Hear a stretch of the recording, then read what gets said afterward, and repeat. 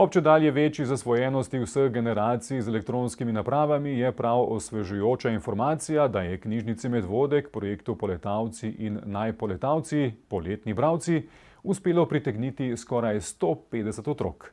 Ker so med počitnicami pridno prebirali knjige, stripe, revije, pa tudi recepte, so si prislužili lepe nagrade in zaključno prireditev v družbi priljubljenega mladinskega pisatelja Primoža Suhodolčana. Zaključna prireditev se je odvila 16. septembra v Kulturnem domu v Medvodah. Promocija branja v projektu Poletavci, namenjen mladim od 7 do 12 let in najpoletavci za mlade od 13 do 16 let, se je v medvoški knjižnici odvila že 7. in to zelo uspešno. Letošnje leto je bilo res veliko mladih poletnih bralcev, kar 120 poletavcev in pa 28 najpoletavcev, se pravi skupaj 148, kar je res ena taka lepa številka. No. Prebirajo pa lahko vse, od stripov do česarkoli, tudi kuharskih receptov. Ja, res. Nočemo dati otrokom omejitve, zato ker nekatere je že tako težko pripraviti k branju, pa se trudimo, da bi res, mogoče sploh tiste, ki ne berejo najrajši, pritegnili, tako da ja, dovolimo vse.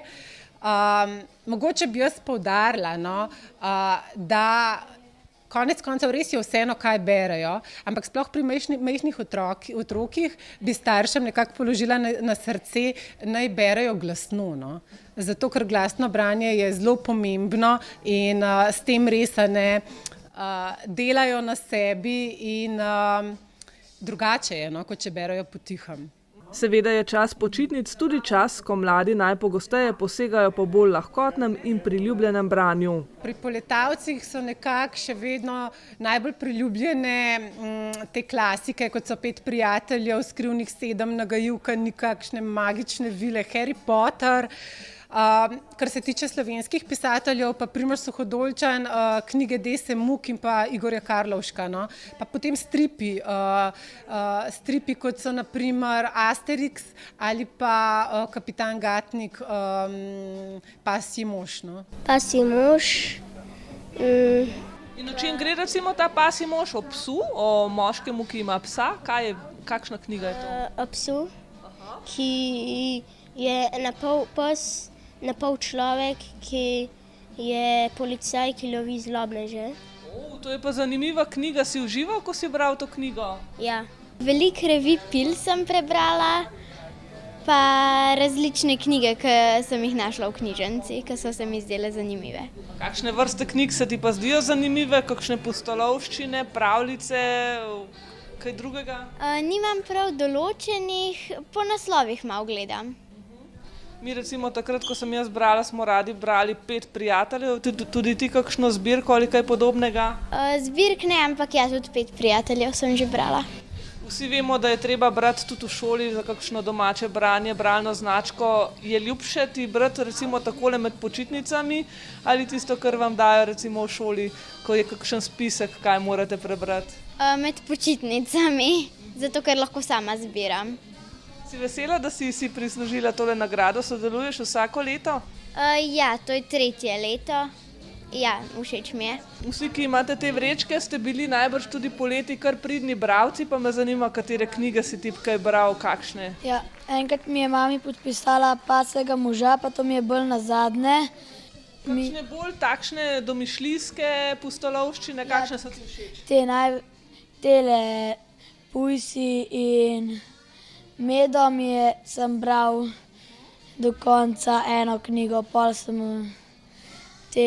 enkrat sem Pasjega moža, ki sem že povedal, pol teh stripov nisem smel preveč, je mami rekla pa. Če prav razumem, imaš rad takšne knjige, kjer nastopajo kakšne živali? Ja, te imam najrajši. Prebrala sem veliko knjig, ki so mi bile všeč, recimo kakšna Ronja razbojniška hči, pa vsi ti brezupno obupni in take bolj dolge knjige in več pravljic zdaj noter. Pa recimo v šoli morate tudi brati za domače branje, so pa neka druga vrsta knjiga, a ti se tudi rada bereš? Ja, sicer zdaj pač nimamo recimo več knjig za brati, ampak beremo, ampak ne podpisujemo več. Kako pogosto pa si brala vsak dan to? Mogoče kakšen dan sem spustila, ampak ja, večinoma vsak dan. Kako pogosto pa sodeluješ? Si prvič bila poletavka? Že drugič. In kdo je recimo tisti, ki te vzpodbuja k branju? Recimo mami in moja sestra, ki je tudi veliko brala in potem tudi vidim pač, da znanje dobim iz tega. In potem se tudi recimo lažje izražaš, najbrž se veliko naučiš? Ja. Otroke projekt poletnega branja, ko prebirajo tiskane besede 30 dni po 30 minut na dan, torej pritegne predvsem zato, ker si lahko sami izberejo literaturo. Med šolskim letom pa posegajo tudi po knjigah, ki jih izbere stroka. Dvorezni meč, a ne. Za tiste, ki zelo najradi berejo, je mogoče v redu, ker se jih vsaj pritegne k branju, a ne. Pri tistih, ki pa so dobri bralci, bi bilo pa mogoče boljših usmeriti v neko kvalitetno čtivo. Jaz mislim, da mladi radi berejo, radi zgodbe. Zdaj, zgodbe pač morajo biti prilagojene današnjemu času, ker današnji čas se vrti zelo hitro. Današnji otroci imajo ogromno dražilnikov, ki odvračajo njihovo pozornost. Ampak če je zgodba dobra, če je zanimiva, če jih pritegne, verjamem, da radi berejo. Če pa ne berejo tiskanih knjig, lahko elektronsko knjigo, če pa elektronskih knjig še, pa lahko tudi zvočno knjigo. Danes je možnosti ogromno, ampak dobra zgodba bo vedno preživela, ne glede na to, v kakšnem agregatnem stanju bo. Primož Suhodolčan je med najbolj branimi slovenskimi avtorji in seveda njegovo mnenje šteje. In otroci ga imajo radi, tako preko njegovih knjig, kot tudi v živo na medvoškem odru. Njegov nastop je bil namreč nagrada letošnjim poletavcem. On je res tak, kako bi rekla, ambasador branja, no? In nekako zabavanje, no? Ker imajo otroci radi, govorijo o branju, o knjigah. Tako da se mi zdi on ena taka markantna oseba, ki bi lahko pritegnila še nove bralce oziroma še bolj navdušila te, ki že zdaj berajo. Ja, res ni potrebno, da je ravno predstava, lahko je tudi en tak motivacijski zabavni govor oziroma pripovedovanje zgodb. Jaz vedno pišem iz srca in kot sem prej rekel, vse, kar je napisano v mojih knjigah, je resnica, samo resnica in nič kaj druga kot resnica. In tudi meni se je vredno, jaz sem bil zelo živahen otrok in meni se je vedno zelo veliko dogaja, še danes se mi dogaja. In jaz poskušam pisati točno tisto, kar sem jaz doživljal in kar bi jaz rad bral. In to so take zadeve, ki potem te nekako spodbudijo, da obrneš še naslednjo stran v knjigi.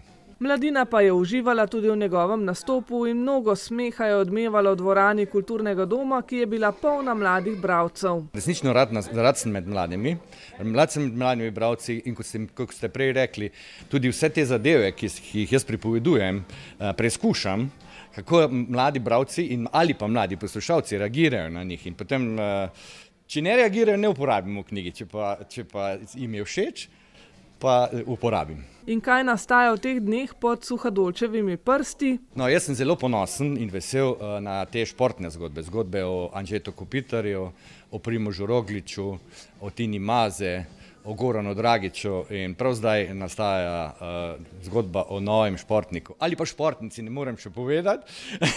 In prav zdaj nastaja nova zgodba in sem zelo vesel in ponosen, da lahko te športne zgodbe tudi približam mladim bralcem. Ker jih ne samo, da berejo, ampak tudi jih spodbuja gibanju, da grejo na zrak, da zbuja in pa tudi to, da verjamejo v svoje sanje, da so vztrajni in da za vsakim ovinkom se odpira nov svet.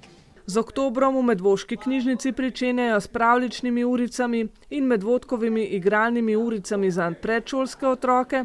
Načrtujejo tudi nov sklop Medvoške knjižne transverzale, h kateri so vabljeni otroci in njihovi starši.